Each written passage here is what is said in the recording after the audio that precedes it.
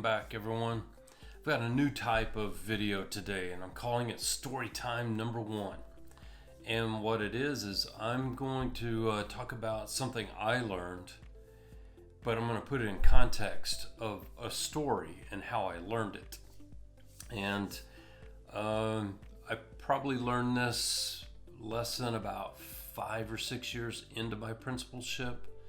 And then it took me about 2 years to really get the concept down and to own it for myself. And so if you're a new principal starting out, I can save you about 7 years on this one if it works with your style. And so let me just tell you a story, and at the end we'll sum up the lessons learned within the story. As I've stated in my previous videos, I'm in the foyer every morning. That's just what it is. That's who I am. That's how it is at my schools. And I was talking to my PTA president and PTA treasurer at my first school, and we were just having a conversation about things, and they brought up the email from the high school principal who sent out his emails every week. And I'm like, well, tell me more about that. And the more they talked about that email that he sent out, specifically this one I'm going to tell you about, I started thinking about how I could do that. And I saw the positivity in them about his email and thought, okay, I need to get on this.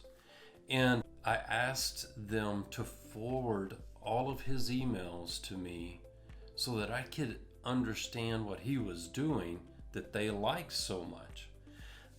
You know, when people say, hey, you're doing a great job, I always said, well, explain to me what you think is a great job.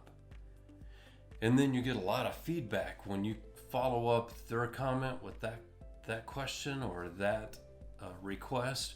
You get a lot of feedback. And so got this email that they raved about. And what this high school principal did, and I'm paraphrasing, but he said, man, wasn't that a great football game? It was exciting. It was thrilling. You know, just because we won wasn't the best part. Being down on the field, I turned around and I could see our cheerleaders and our pep squad and our band, and I got to see it all as a principal, and it just made me incredibly proud of our students and how hard they work, and I appreciate all the parent support. And he just went on and on.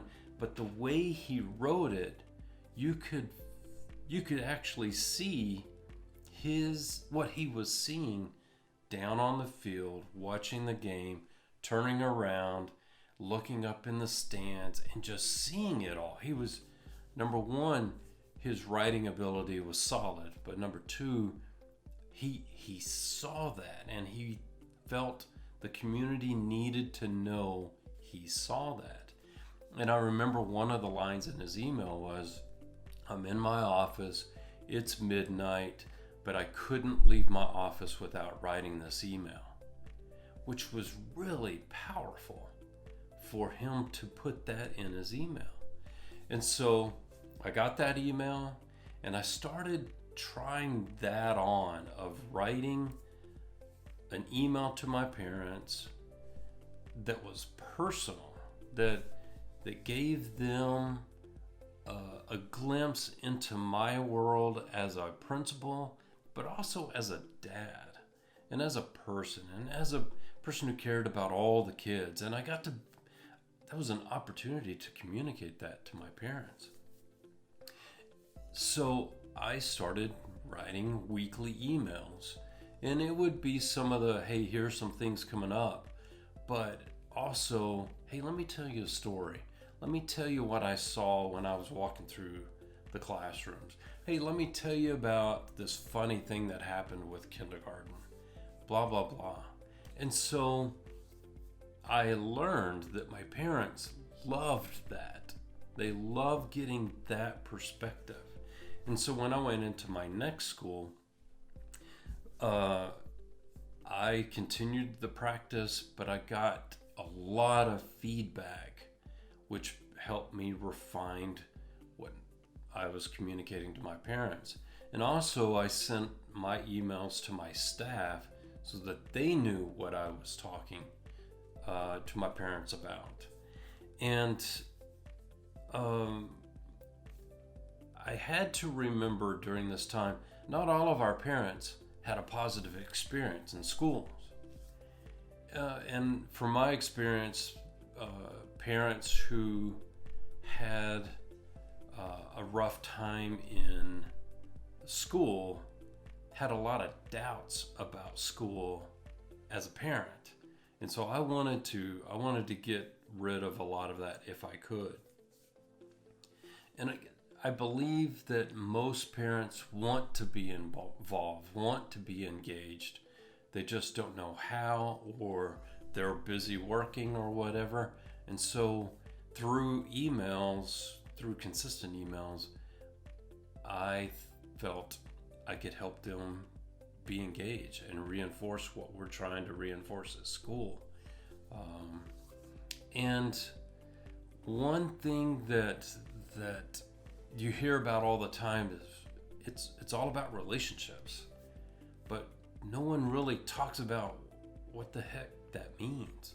And for me, I was building my relationships with my parents one email at a time, for them to understand who I was as a leader in the community, who I was as the decision maker of this school, and how it affects all of the school and the community by my decisions that I was making. So I want to encourage you to do this. Try it on. But here's some things I want to make sure you understand. It just doesn't happen. On all of my emails, I wrote them out, and then I had at least 2 people edit them. And I wanted someone who was very technical, and then someone who understood my intent. So I wanted 2 different perspectives. And so if you write your email, let's say on a Sunday night, you give it to those people on a Monday, it's going to take them a couple of days to edit it. You get it back, you make those edits, and then you send it out. And then there's a lot that you need to know about this. Also, at my last school, it was a bilingual campus. And so I needed someone to translate that in Spanish. And please don't use Google Translate. It's not, I've learned as a non-Spanish speaker, I've learned from many people that it's not purely accurate. And if I'm going to have 2 people edit my emails for my English speakers, I should have 2 people editing the Spanish, because it's out of respect. I was doing it for my English parents, so I, out of respect, should do it for my Spanish speaking parents also. So I highly recommend that. And you don't have to be at a bilingual campus. Go ahead and have it translated, and then just have the English version and then Spanish all in the same email. And so you're respecting different languages. And if you have other languages, you might consider it. But no, it just doesn't happen. And you just don't become a great storyteller in the beginning. Try it out. Try it out. Please give it a shot. Build those relationships with your parents. Help your teachers understand how to build relationships by modeling the process. And yes, you're going to get some negative feedback. It's just part of the job. But if you'll listen and fine-tune what you say to what your parents give you feedback on, it's just going to be a better and better cycle for you. It's a system. You send your emails out every Friday at a certain time. Mine was every Friday at 5 o'clock. My parents knew that email was coming, and they let me know if it didn't come. So that's my story time of the week.